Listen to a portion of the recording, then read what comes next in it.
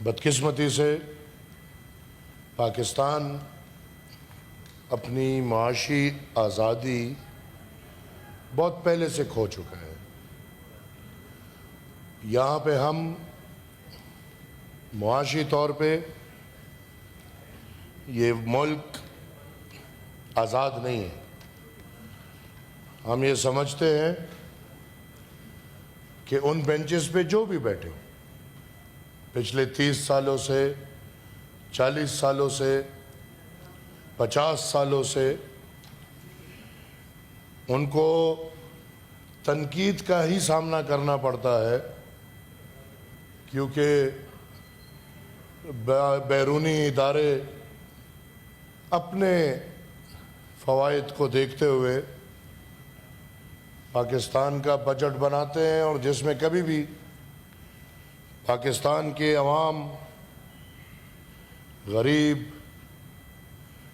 مظلوم، محکوم اقوام، ان کا نہیں سوچا جاتا۔ آج بھی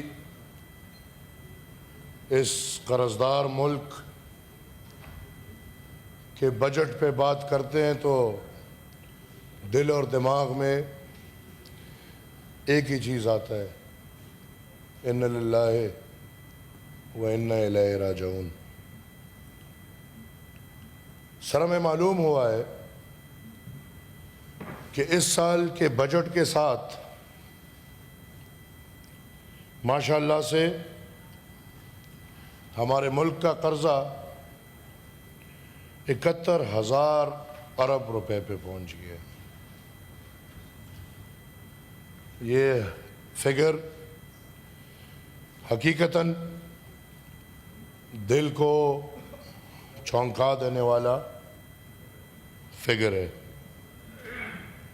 سر، ہم ایک طرف 71,000 ارب قرضدار ملک اور دوسری طرف شاہانہ خرچے، شاہانہ اخراجات، کہ یہ جو ہمارا بجٹ ہے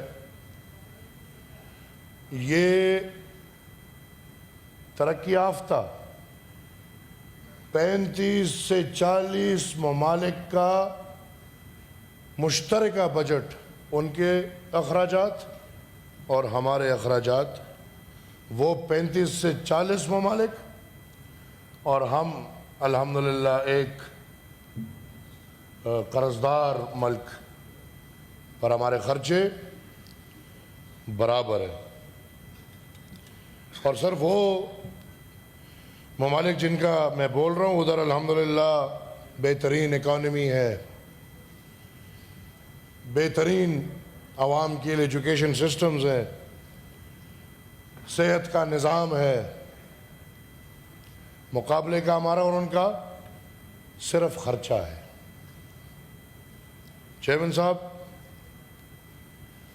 میں جو دیکھ رہا ہوں یہ اکنامک کرائسس نہیں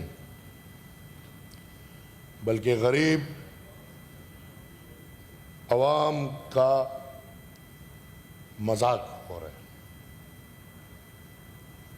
The budget of Pakistan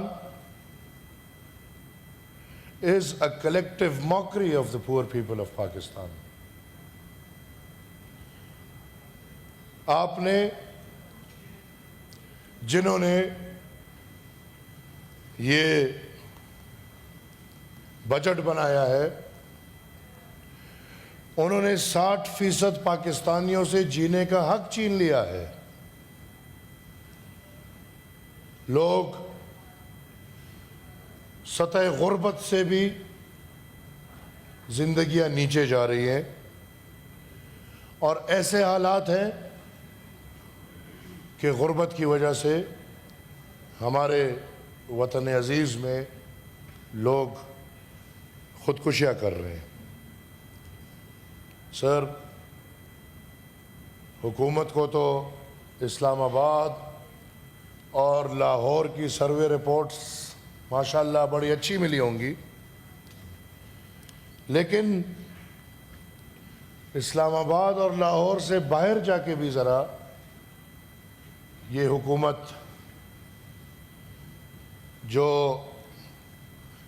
تمام تر علاقوں اور مسائل کی طرف پیٹ کی ہوئی ہے، ہم چاہیں گے کہ ادھر بھی ذرا نظر دورائے. صرف غربت نہیں، لوگ پاکستان کے اندر ضلالت کی زندگی گزار رہے ہیں. I am sorry to use this word, لیکن اٹس اے فیکٹ. اس دور میں میرے خیال میں 60 سے 70% پاکستان میں پینے کا صاف پانی نہیں. اس دور میں پاکستان میں سکولز اور پاپولیشن کا ریشو نکالے تو خود پتہ چل جائے گا کہ وطن عزیز عوام کی پڑھائی پہ کتنا توجہ دیتی ہے. اور اللہ نہ کرے کوئی غریب بیمار ہو جائے تو دعا اور اللہ کے آسرے پہ اور قسمت پہ پڑا ہوگا، کیونکہ اول تو صحت کے سہولیات بہت علاقوں میں ہے نہیں، بنیادی سہولیات نہیں ہے، اور پھر جہاں ہے وہ 60-70% پاکستانیوں کے پہنچ سے دور ہے. جناب چیئرمین، اگر ہم ورلڈ اکنامک رپورٹ دیکھیں تو ہماری ترقی محض تقریروں تک محدود ہے. تقریریں سنیں تو ہم الحمدللہ، وہ ایک دور تھا کہ ہم فیس بک اور ٹویٹر پہ ترقی کر رہے تھے، آج ایک دور ہے کہ ہم تقریروں میں ترقی کر رہے ہیں. اور زمینی حالت دیکھیں تو اس تقریر کے یا جو ترقی یافتہ تقریر ہوتی ہے اس کے بالکل الٹ ہوتا ہے. میں جناب حکومت سے ریکویسٹ، ہمیں پتہ ہے، میں پھر کہوں گا کہ it's just a practice. Budget وہ ہے جو آئی ایم ایف کے ساتھ مان لیا گیا ہے، اور وہ اس میں وہ جیسے نہ آپ کو بھی پتہ نہیں تھا کہ آپ کی تنخواہ 600% بڑھ گئی ہے. تو اس کے میں ایکسپلین کروں گا. نہیں سر، میں کہہ رہا ہوں آپ کو بھی پتہ نہیں تھا.